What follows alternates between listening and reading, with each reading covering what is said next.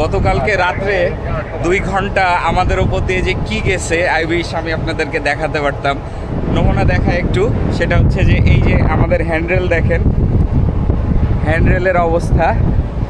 আর এই যে আমাদের মুরিং ওয়্যারগুলো এখন ঠিকঠাক করা হয়েছে। এগুলো যে দেখতেছেন রোপ টেল, এগুলো এখন নতুন, সবগুলো চেঞ্জ করা হয়েছে।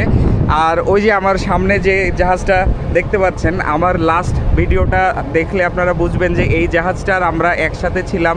আমাদের লোডিং অপারেশন চলতেছিল, অর্থাৎ ওই জাহাজ থেকে আমরা তেল লোড করতেছিলাম। ঘটনা যেটা ঘটছে যে রাত্রেবেলা হঠাৎ করে কোনো ধরনের ওয়ার্নিং ছাড়াই বাতাসের গতিবেগ বেড়ে গেছে এবং জাহাজের সামনের থেকে শুরু করে আমাদের 2 জাহাজের মধ্যে 20টা মোরিং লাইন ছিল।